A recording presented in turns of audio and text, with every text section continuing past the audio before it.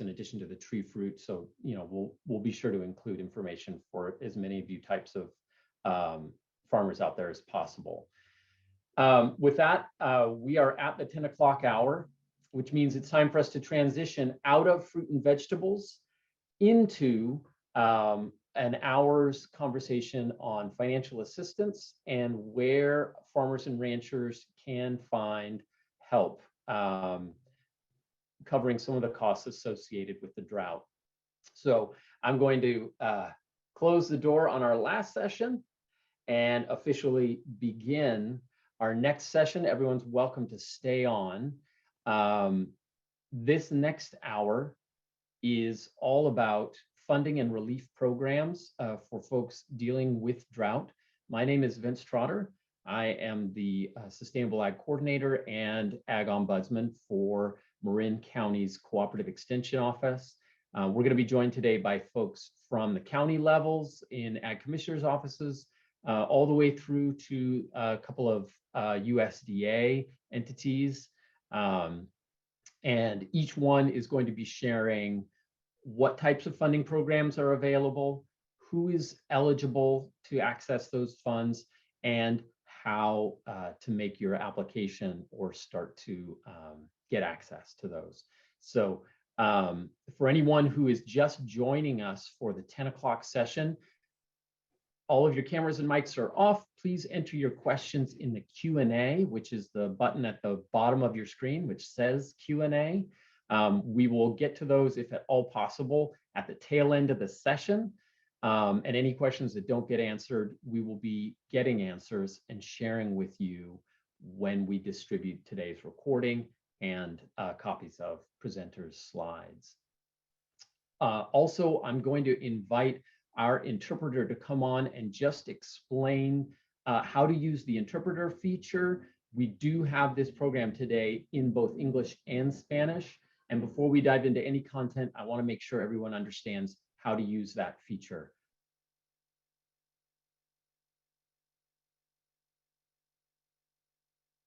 Daniel or Javier, if someone can jump on and just explain the interpretation, please.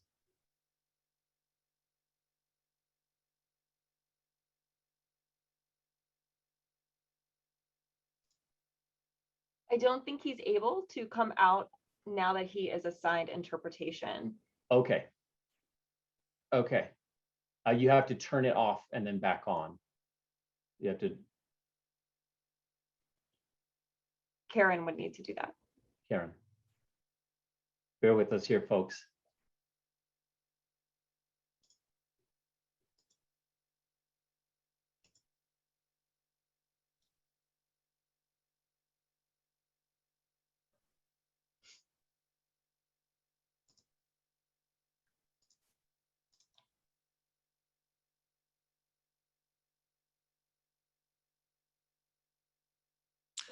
Okay, thank you.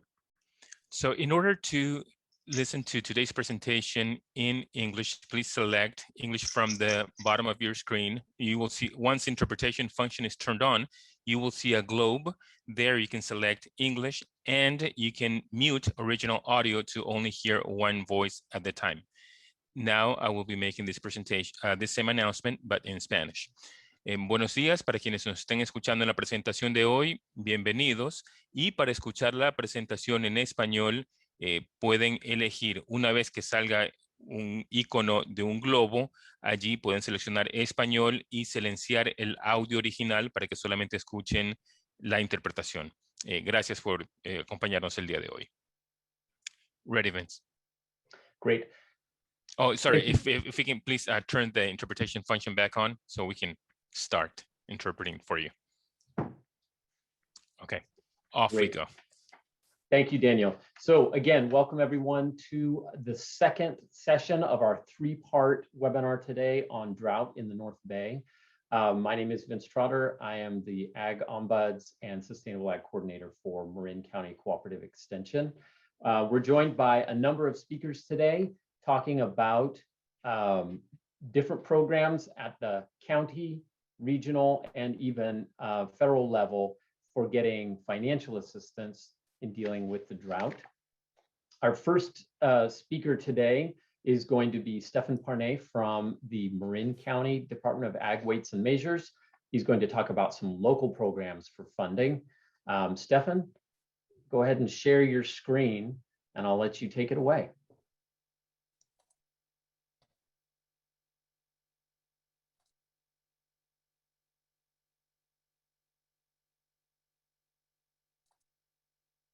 Good morning. Can you hear me okay? We hear you great. Great. Thank you, Vince. Good morning, everyone. And so I'm just going to talk about current drought funding. This is specifically for Marin County. And we did have $50,000 that was approved by the Board of Supervisors, county funds, to support the drought relief efforts. And these funds are specifically for Marin County ranchers, primarily dairies. And it's for actually hauling water between the time frame of July 1st, 2020 to June 30th, 2021. And all dairies were notified on April 13th about the cost share program, including other ranchers.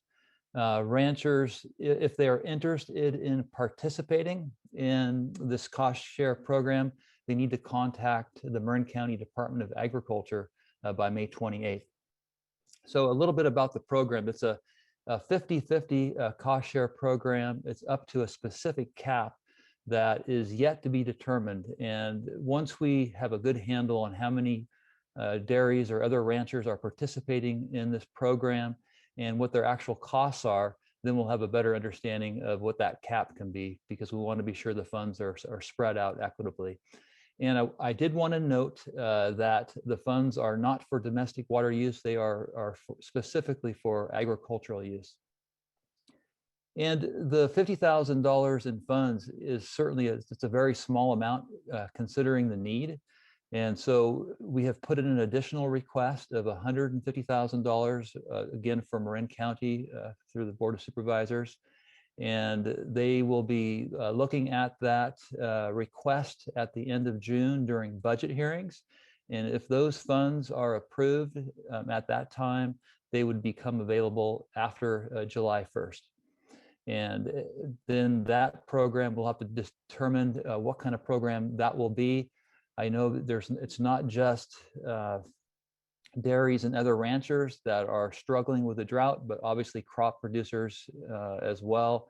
And so we will look at what we can do to help support ranchers and crop producers in Marin.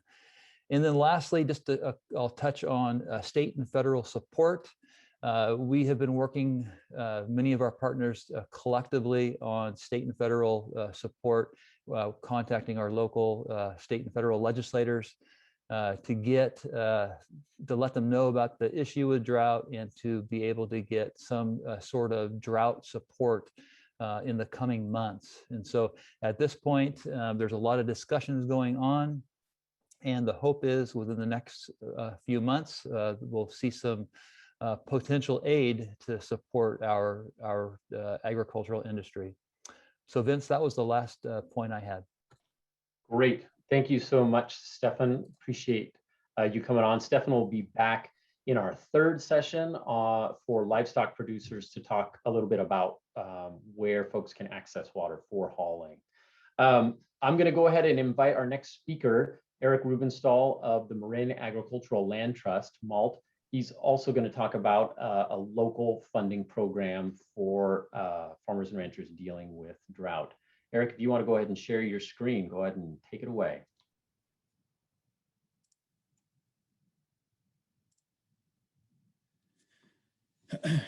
Thanks so much, Vince. Appreciate that. Yeah, thanks for having me here. Eric Rubenstahl, Stewardship Program Manager with the Marin Agricultural Land Trust. Just wanted to share an initiative that we began about a month ago. And also just mention that we're coordinating and working with all of our partners, great group of people. So we're excited to continue the conversations and just really just try to understand our piece of the puzzle in this greater region-wide, statewide, countrywide drought issue that we're in. And so diving deeper into our drought resilience and water security initiative, the DRAWS initiative. It was kind of born out of our existing stewardship assistance program, which has been around for almost 20 years. But in response to the ongoing drought and just severe resource, conditions out there, we decided to kind of add a little booster package to our SAP program this year to support drought resilience practices. So we have allocated $250,000, $250,000 for technical assistance and project implementation for all farmers and ranchers in West Marin. So this again is to help with planning, design, and implementing conservation practices for water storage, security, and distribution. Hoping to see some significant impact from these projects by increasing water security. Big part of the program is to help with economic stability in these really unstable and just tough times in the months to come. So we want to be able to keep farmers and ranchers afloat and help with water distribution and get water to where it needs to go. And then, clearly there might be some ecological benefits with some of these projects because of increased water distribution and rotational grazing. So eligibility, I already mentioned this, but who's eligible? Anybody that producing food or fiber in West Marin. And again, any project that helps develop, distribute, or store water for the operation. And we're prioritizing projects for that are long-term solutions, not just quick within the a month or couple months, but more long-term visionary projects will have higher prioritization. But things are evaluated on a first come first served basis. Just some examples I wanted to put out there. A lot of times, springs have maybe silted in, and there's a chance to maybe maintain or redevelop those springs. Add existing water infrastructure. That's a common one. Adding storage, adding onto an existing livestock watering system. Helping by water tanks or planning out and putting in a rain catchment system. Again, just all different types of examples of potential projects. And we have everything up on our website. So the link is there for y'all, and you can contact me for any additional resources. Thank you so much. Great. Thank you, Eric, very much. So as with Stefan and with Eric and all of the presenters in this section, after the webinar, we will send a list of the presenters, their slides, their contact information, so that in terms of making application for any of these programs, right where to go and who to talk to. If you do have questions as we go along, go ahead and drop those in the Q&A at the bottom of your screen. And assuming we do have some time at the end of this session, we'll try and get those questions from our speakers. With that, I'm going to go ahead and invite our next speaker, which I believe is actually going to be Randi Black, our dairy advisor for Marin and Sonoma counties, to talk about some Sonoma County specific assistance programs. Thank you, Vince. I am obviously not Andrew Smith or our ag commissioner, but he was unable to join us. So obviously I can't really answer questions, but I can share some information that he has shared with us. So generally our ag commissioner and the Department of Agriculture and Weights and Measures, they are here to help direct our agricultural producers to resources that are available through other agencies. Particularly of note here is the FSA, who we will be hearing from next. They also are surveying our agricultural producers to get information about losses and quantify those losses to help our county become eligible for different assistance programs. So it is really important that people engage in these programs so that we can determine eligibility. And one of the big things that we are doing right now in the Ag Commissioner Office and with Weights and Measures is a drought survey. And this is for Sonoma County producers. But we really need to understand how is drought impacting you and to what level. So it would be great if you guys could please either go to the website to get this survey and fill this out, or I do believe they also have some paper copies that you can fill out and mail back. We will put this information in resources for you guys after this, but this is a critical piece for our county to understand these impacts and to connect assistance and funding. Thank you, Ben. Great. Thank you, Randy. So we're moving right along here, and Randy's discussion about some of the data being collected at the county level that helps to inform some of the assistance programs at the federal level is a really good transition over to the Farm Service Agency, FSA. We're going to hear from Lisa Velasquez from our Petaluma Service Center. She's going to talk about a couple of the drought related programs that are available to farmers and ranchers in our region. With that, I am going to go ahead and pass it over to Lisa. And Lisa, if you want to go ahead and start sharing your screen.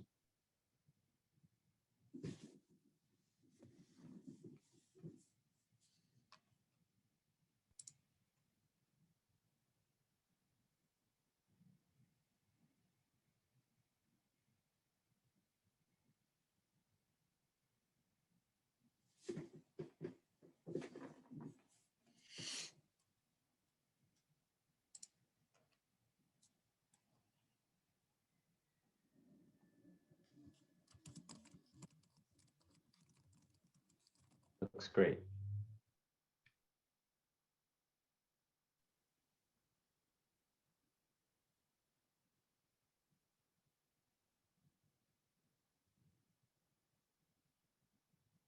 Lisa, it looks like you might be muted.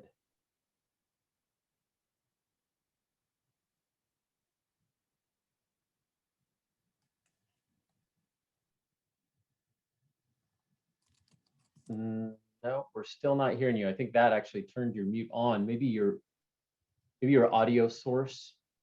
If you go to the up arrow next to the microphone and make sure you've selected the right microphone.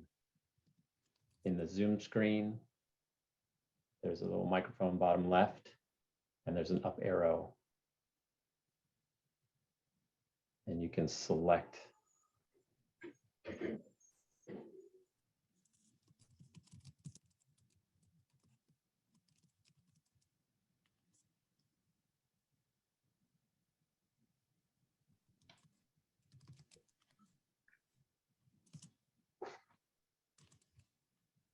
Tell you what, Lisa, why don't you take a minute and we can talk offline, and let's go ahead and move to our next speaker while Lisa works on her microphone. I'm going to go ahead and if you want to go ahead and stop the screen share there, Lisa, we will move to some CDFA programs, some programs with the California Department of Food and Ag, with some long-range funding programs to establish practices on your farm that will improve resiliency over the long term. And for that, we're going to have Stephanie Larson step in and talk about some of those CDFA programs like Healthy Soils and Sweep. So with that, I'm going to invite Stephanie to share her screen and jump in.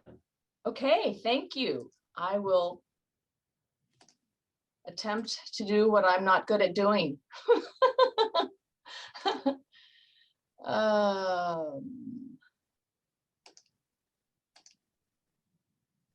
Am I in the right mode? Yes. Yes, You okay. look great. Perfect, thank you. Thanks, Vince. Great program so far. I just want to talk to you about a couple of programs that are going to be coming up with CDFA. That is the Healthy Soils program and Sweep. And so Healthy Soils stems from the California Healthy Soils Initiative. It's a collaboration of state agencies and departments to promote the development of healthy soils on California farmlands and rangelands. So this is both for crops and for grazing lands, farmlands and rangelands. And then the SWEEP program, that SWEEP stands for State Water Efficiency and Enhancement Program. And it provides financial assistance in the form of grants to implement irrigation systems that reduce greenhouse gases and saves water. So if you are a vineyard on the left lower and doing you know, irrigation on a crop, this would be a, or other crops, this would be one for you Okay. to think about. And it's, So let me just delve into the registering healthy zones soils piece as of it. I'm talking. Is that what you might think about, what practices you might want to implement. So you're looking at this whole idea of making your soils healthier. So you can apply compost, you can seed different seeds, perennial seeds, grass seeds. You can look at implementing hedgerows or different types of woody species. Maybe you want to work for more of a silver pasture kind of thing and planting more trees for irrigation or carbon sequestration. So it's really looking at increasing soil carbon, increasing the water holding capacity is what something as we go forward thinking about drought. How do we improve the organic matter in our soil, the fertility? We want to increase soil aggregation and soil life. So those little microbes that are down in the soil, making everything healthy and everything actively growing. So it's this whole idea of increasing nutrient availability and retention. So it's really important as we go forward and having to deal with what, you know, could be the new norm, is how do we capture more water and hold it in our soil profile for our plants. And then the SWEEP program, it's obviously looking at irrigation systems, whether adding low pressure irrigation, new pump retrofits, availability of frequency of drives and installation of renewable energy. So it can help reduce on-farm water use and energy. So again, we're really excited that we're going to have both the healthy soils and the SWEEP programs coming for you guys to apply for better water management and increasing the health of the soils. And it's also obviously looking at reducing the impacts from the CO2 emissions, and so helping to remove a lot of those things. So it could be also another marketing tool for a farmer or a rancher to implement into their program about how they're addressing climate change. Hello. Yes. And then, am I eligible for these programs? Well, there's a few things that won't allow you if you're make too much money, which it doesn't make sense in farming, that happens if you're a farmer, but you're looking at on-farm management practices that are not limited to. So like I said, cover cropping, no-till, mulching, compost, conservation planting. And so to think about, if you have those practices in mind that you want to implement, you would be eligible to apply for this. And then just so you know that the programs won't open till probably late summer, but now's the time to be thinking about it. And we will have assistance also along with the RCDs, and other folks can help you to apply for these programs. So be thinking about what practices and where you might want to do that. And we could be talking about it and getting prepared. And so how you apply is that you can go to CDFA and apply on your own. This slide gives you more information to follow, you know, go deeper into the practices that are available. And like I said, the applications aren't ready yet, but be thinking about where and what practices and start preparing, because once that opens, we want to make sure we get everybody in as soon as possible. And that's that. So thank you. Great. Thank you so much, Stephanie. And I think we've got our microphone all sorted out. So we're going to go back to the Farm Service Agency and Lisa Velasquez and hear about a couple of federal programs to provide assistance right now. Go ahead, Lisa, you can share your screen and unmute your microphone. Okay, can you hear me? Yes. Okay. And let me see, share screen.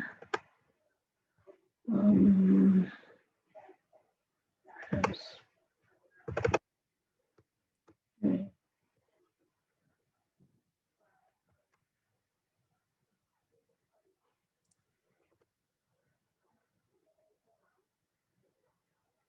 I think that's right. Let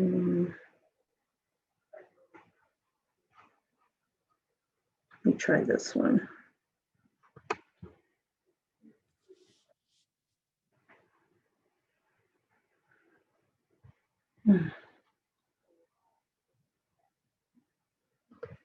Sorry, I'm not very good at this.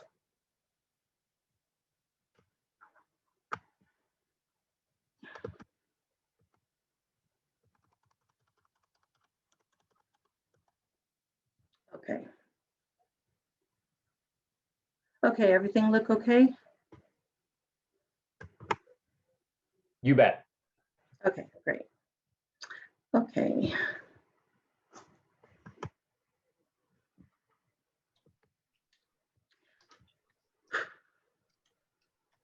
No. Not sure how to forward my Just click the arrow next to slide. There you go. oh, there it is. Okay. I apologize. I just want to thank everybody for allowing me to come back. I've actually been out of the office for 3 months, so I'm really trying to find my way around, and I had to do this slideshow right away, so I apologize. But the programs that we have that would address droughts right now is the 2021 livestock feed program, and we did get approved for that program. And just as an overview, this program is to provide payments to eligible producers who have covered livestock and who are also producing a grazed forage crop acreage that suffered a loss of grazed forage due to a qualifying drought, which we have been qualified in drought, and the level that the U.S. Drought Monitor has different levels, and we are in Sonoma County, a D3, and in Marin County, we are also now a D3. The qualifying drought and qualifying grazing losses must have occurred in the grazing period and crop year. So that does apply in this case.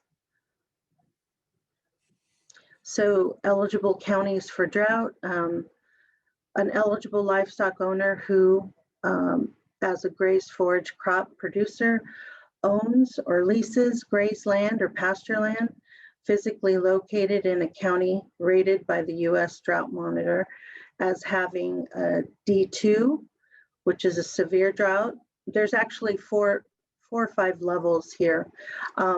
Marin County was in D2 up until April 20th, and they moved over to a D3, which is an extreme drought. Sonoma County is now also a D3, but when we are at a level D3 for a period of 4 weeks, then the program allows for an additional month payment. So for right now, Marin County is a D3. Sonoma County is also a D3, but they've been sitting at that for more than 4 weeks. So Marin County would be eligible for 3 months worth of feed, and Sonoma County would now be eligible for 4 months worth of feed. And we haven't reached the D4 yet in either county, but there's also the exceptional drought range, and that would increase it to 5 months, and that's the maximum that we would pay on any losses due to drought. A map of eligible counties for the LFP drought can be found at this website, and you just type in your county and it will show you what the level it's at and for how long and when that started. And this is just a repeat of the 4 months feed and the 3 months feed for Marin County. So your eligible livestock are grazing animals that satisfied the majority of net energy requirement of nutrition via grazing or forage grasses.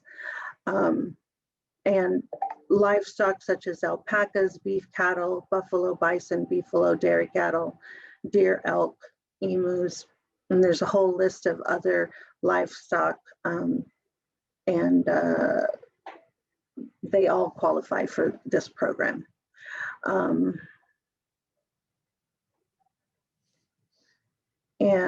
It would all be during the normal grazing period for a specific type of grazing land.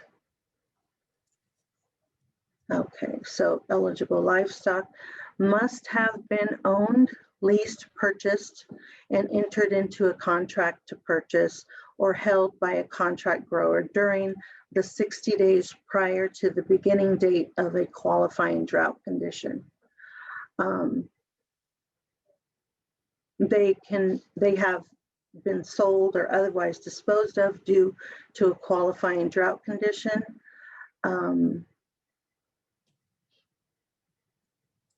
And the current production year or one or both of the 2 production years immediately preceding the current production year. They must have been maintained for commercial use and as a part of the farming operation on beginning date of the eligible drought. Excuse me.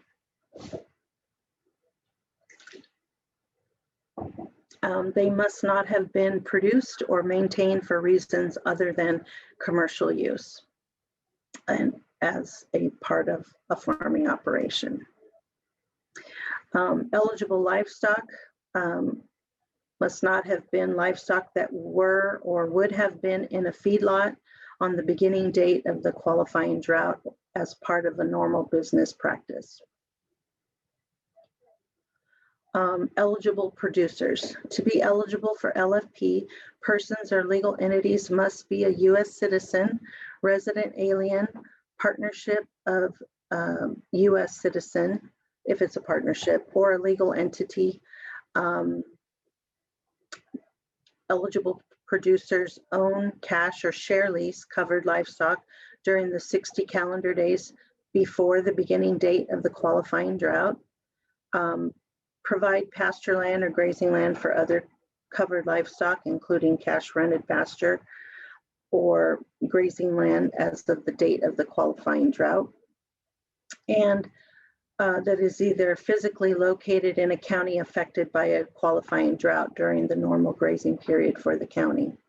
So, for instance, if a producer has cattle here in Sonoma County and for part of the year as a normal practice goes to another county for grazing, then the period of time that's in Sonoma County would be covered, but the months that it is not in Sonoma County, you'd have to check the drought monitor for that county, and you would essentially have 2 applications. Okay, you do have to certify that you've suffered a grazing loss because of a qualifying drought, and this is probably the most difficult part of this program is an acreage report has to be filed. So any new producers would need to establish a farming operation here in the office. You would have to provide leases or proof of ownership for the pasture land, and that has to be created here in the office. The locations are mapped, and that all has to be done by July 15th for this year. But annually, the acreage reports are due July 15th. And we need this information just to file an application. So it is important to make sure that you are identifying all the property or all the pasture land and grazing land that you have beginning for LFP 2021. And we do take late filed acreage reports. However, late fees would apply. Payments. FSA will calculate LFP payments for an eligible livestock producer for grazing losses because of a qualifying drought equal to payment factors of 1, 3, 4, and 5 times the LFP monthly payment rate. And that depends on the drought monitor classification for the county. The LFP monthly payment rate for drought is equal to 60% of the lesser of either the monthly feed costs for all covered livestock owned or leased by the eligible livestock producer, or calculated by using the normal carrying capacity of the eligible grazing land of the eligible livestock producer. Producers who qualify for socially disadvantaged, limited resource, I think beginning farmer and a veteran, may apply for up to a 90% calculation instead of the 60%. But the form CCC 860 does have to be filed in our office in order to qualify for that. Payment limitation, the Agricultural Improvement Act established a maximum annual per person and legal entity payment limitation for LFP at $125,000. Therefore, no person or legal entity, excluding a joint venture or general partnership, may receive directly or indirectly more than $125,000 total in the payments under LFP. The average adjusted gross income limitation relating to limits on payments for persons or legal entities, specifically a person or legal entity with an adjusted gross income that exceeds $900,000 will not be eligible to receive an LFP payment. To learn more, you can visit the FSA website and fact sheet on payment eligibility. Eligible livestock producers who are also producers of grazed forage crop acreage must provide a completed application for payment and required supporting documentation to their FSA office within 30 calendar days after the end of the calendar year in which the grazing losses occurred. So again, just re-emphasizing proof of ownership, current leases, any land that we don't have in your farm program needs to be completed before we can even file an application. January 30th, 2022 is the deadline for 2021 LFP applications. Support documents must show evidence of loss and that grazing land or pasture land is owned or leased, and this is also due by the deadline. FSA will use data provided by the applicant to determine eligibility for program benefits, providing the data is voluntary. However, without all required data, program benefits will not be approved or provided. So I couldn't fit all the livestock rates here, but I have this website and it has a full listing of all the livestock eligible, and beef or dairy and dairy are at the top, and they are separated in weight groups. So adult and so for beef, bulls and cows would be your adult. Non-adult would be 500 pounds or more, and non-adult less than 500 pounds. So when you're providing livestock numbers at application time, they need to be in these weight category because we actually have to identify the animals on which pasture to determine the payment. And for, they don't have 2021 payment rates per head listed here, but for 2020, an adult bull or cow was $31.89. So check out that website if you want to see other rates for all the weight categories as well. And I guess we'll get to the questions after the presentation. So my information is here. My email was on the previous slide. This is our address and phone number. And I think I'm ready for my next presentation. Let's see.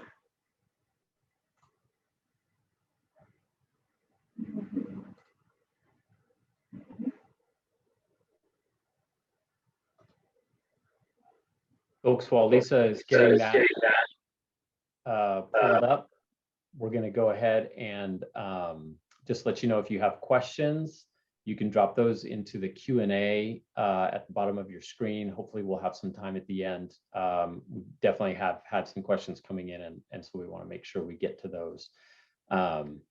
Lisa, do you have your presentation ready to go? Actually, surprisingly, yes.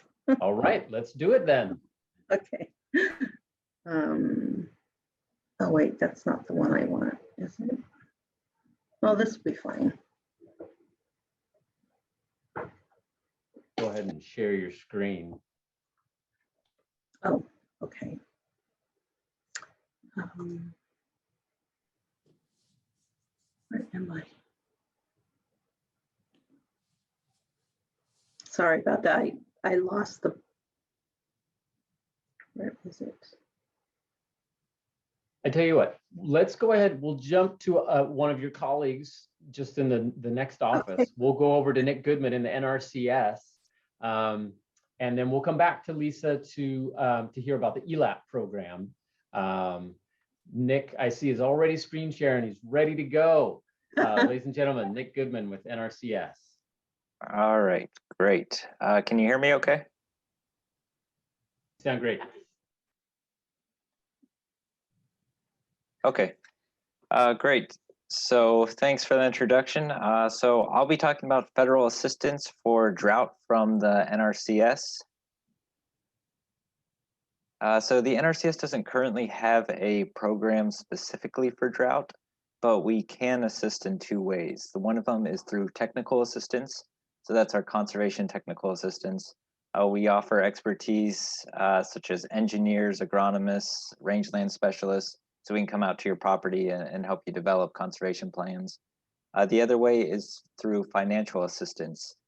So that we have certain programs where the landowner or the person who has control of the land can apply, and that's what I'm going to talk about.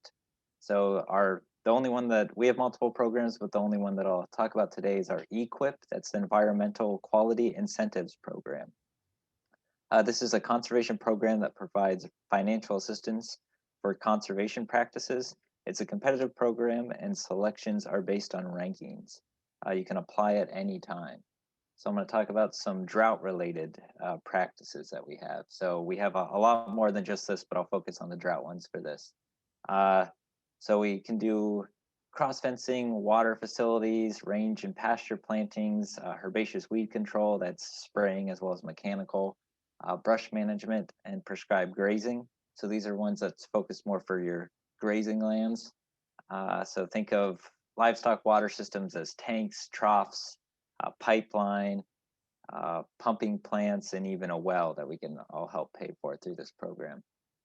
On cropland, we can help on organic or conventional. We can help with micro irrigation, nutrient management, cover crops, mulching, irrigation water management. So we have these soil moisture probes and also hedgerow plantings. So just to reiterate the most common ones for cropland, we could help with the irrigation system upgrades. And then for the rangeland and pastureland, we can help with livestock water systems. So to be able to apply for these programs, the eligibility is just like leases. So Lisa was saying from the FSA, the applicant has to be an agriculture producer or a non-industrial private forest landowner. They have to have control of the land through a deed or lease, and we have to comply with the adjusted gross income. So just like Lisa was saying for her programs. So how you can get this process started, it's a longer process. So this is more thinking down the road. So you would contact our office anytime. We can accept applications at any time. Set up a time for a site visit. We come out to your property. We'll develop a conservation plan. We'll make sure that you're eligible for the programs. Then once we develop this plan, it's ranked. And if it's selected for funding, it can be signed into contract. With us being federal, we have to do a biological and cultural resources review before you can actually implement the practice. Once the reviews are complete, we give you these practice standards and you're free to install the practices. Once the practices are installed, we come back out, inspect them, certify them, and then you're paid for your practice. So one thing I should mention about this is it does take usually about a year or so to get everything from whenever you apply to once the reviews are complete. So about a year from when you apply to when you can actually implement this. So this is a down the road type thing. So if you have any questions on this or would like to apply, you can contact myself. Here's my contact information, or my supervisor, Drew Loganbill, or you could just call our office. And with that, I will send it back to Vince and Lisa. Awesome. Thank you for that, Nick. And again, all of the slides from our presenters today, along with their contact information, are going to go out to all of you, so that links that were shared or phone numbers, you'll have those in order to follow up with the programs afterwards. And so with that, I'm going to go back to Lisa Velasquez of the FSA, and she's going to talk about a second program with them, the ELAP. Go ahead and share your screen, Lisa.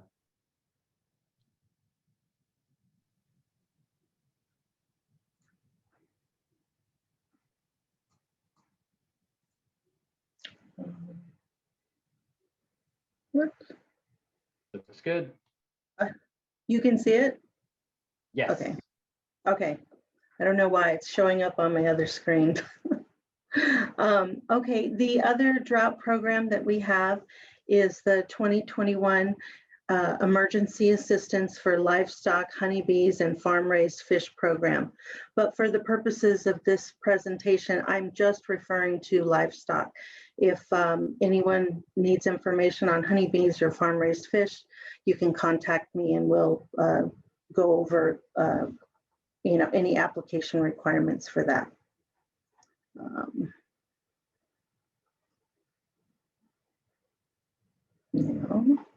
There we go. Okay, so ELAP provides financial assistance to eligible producers of livestock due to certain adverse weather events or loss conditions, including blizzards and wildfires as determined by the Secretary. ELAP assistance is provided for losses not covered by other disaster assistance programs. It was authorized by the 14 Farm Bill, and other programs that we have, which I discussed, was losses not covered by the Livestock Forage Disaster Program and the Livestock Indemnity Program. What is eligible?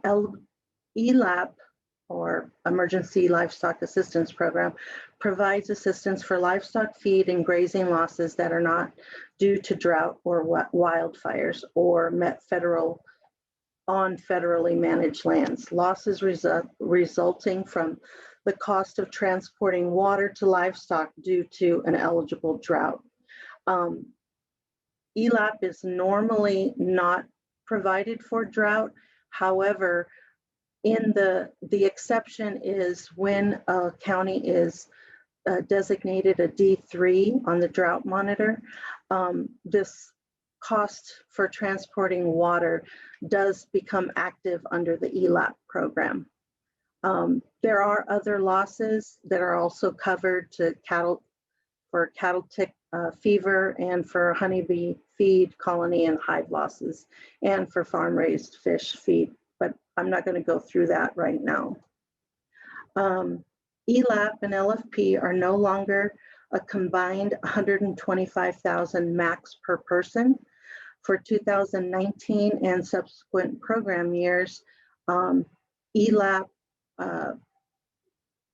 payment limitation and LFP payment limitations are separate, and they are each $125,000 per person.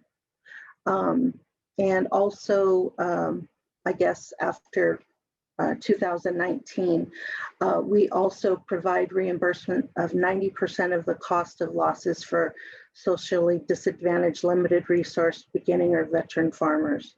And I mentioned that you do have to fill out a form to set this 90%. Otherwise, if you don't qualify under these, it would be a 60% cost share. Again, up to 125,000 per person, and a person or legal entity with adjusted gross income that exceeds 900,000 is not eligible to receive ELAP payments. So applying for assistance, the program year is January 1, 2021 through December 31st, 2021. Final dates to file a notice of loss for livestock is 30 days after loss is apparent, and the final date to submit an application for payment is January 30th, the same as LFP, excuse me,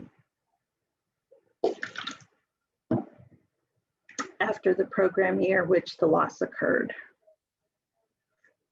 And I have my email and a website, and there's the office information. And with that, that's all I have. Okay, awesome. We are going into our very last presenter in this section. And then hopefully we'll have a few minutes for questions and answers. We've seen lots of them coming in. Any we don't get to, we will answer and distribute to everyone afterwards. So our last speaker is going to be Jared Underwood of Ozark Hills Insurance. He's going to talk about insurance as a method of financial relief during these times. Go ahead, Jared. Do you have a screen to share? Oh, you're muted. There we go. Now can you hear me? You sound good. All right. Thank you guys for having me today. Again, my name is Jared Underwood with Ozark Hills Insurance. We are based primarily out of Missouri, but we have agents all across the US. So PRF program was established back in 2007 as a pilot program. It's called Pasture, Rangeland, and Forage Program. It pays ranchers when it's been coined drought insurance. They kind of want us to get away from that, but in reality, that's what it is. Anytime there's less than 90% of less than normal rainfall in your area, it triggers an indemnity payment to you guys. So I'm going to go down here to, I've printed off kind of a quote here for you for Sonoma County, California. Normal rainfall totals right here show that it's an average rainfall of 16.46 inches of rain for January and February. And these totals have been calculated over the since 1949, I believe. So they're running total, but they get adjusted every 2 years. As you see for January and February where you guys are at, it only rained 46% of that 16%, thus for triggered an indemnity payment out on there. So how they figure that is they have a formula they run, and it calculates the amount of rain versus the amount of coverage you have, how many acres you have. And also does a premium base. So in that county, the premium base per acre is actually $10.03 per acre, but there's a subsidy attached to it, 51% subsidy for the producer. So the government's paying half of it, and the producer premium is $4.92 an acre. So their indemnity, I ran this, I believe, on, let's see here, 2,000 acres. So their indemnity, their premium on 2,000 acres is $9,800. The indemnity that was paid out just for January and February was $7,242. So right now they're only owing $25.88 of that premium. You don't pay anything up front when you sign up. And as you can see, get off that screen there. It's also been dry in March and April, and February and March. So it's going to pay another round of indemnity out to them. So come the end of April, I'm sorry, they'll have their premium paid for it, and they'll start getting money through their pocket. This program has actually paid out the last 9 out of 10 years in Sonoma County. I'll also touch real quick on that. It doesn't matter what your income base is. All it does, as long as you have cattle, you can enroll in this program. Cattle and a minimum of 5 acres. you can enroll in the program. I kind of right here kind of tells it, it kind of got cut off, but it gives an outline of it, what you guys can look at. It's been a great program. Like I said, 2007, they rolled it out. They made to pilot states, 2012, they rolled it out to all lower 48 states. And so it's available everywhere to anybody. Like I said, the only thing you got to have is 5 acres and a cow. And there's my email address down there and my phone number. If you guys want to reach out to me, I can give you a personalized quote on your land, kind of see how it is. And then also I plan to come visit anybody end of June that has questions, sit down with them, visit with them, go over their own personal ranch. Again, if there's questions, please feel free to reach out to me. I'll leave my information up there a little bit more, and we'll go from there. Great. Okay, thanks so much, Jared. So we did it, guys. We got ourselves through content with just a few minutes left for questions.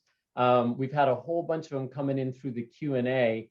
And so I'm going to throw a few of those out, and I'll ask the presenters who want to answer them to just go ahead and unmute themselves and dive in. There's a series of questions that have come in related to vegetable production.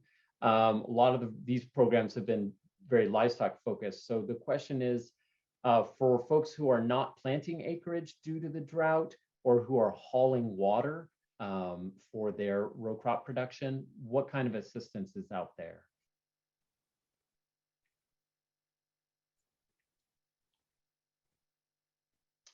I see a lot of mutes.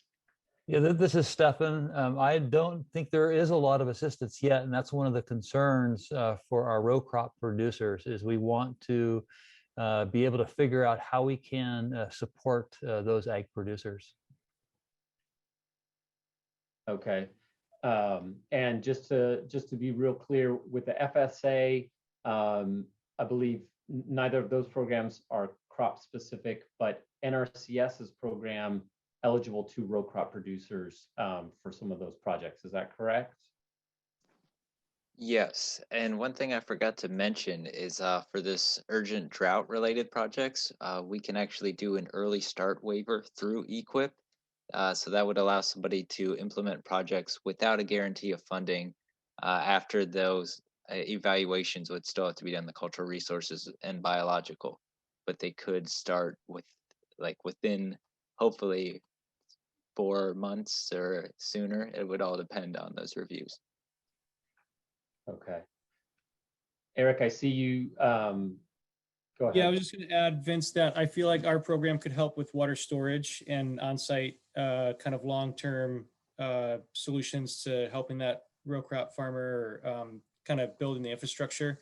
Maybe not necessarily the water hauling itself, but getting the ranch and the site prepared for that water is something that our Draws initiative could help address. Okay, great. Thank you.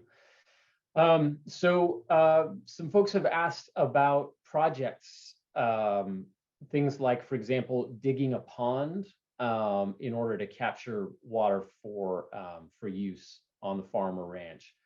Whose programs here would be eligible for that?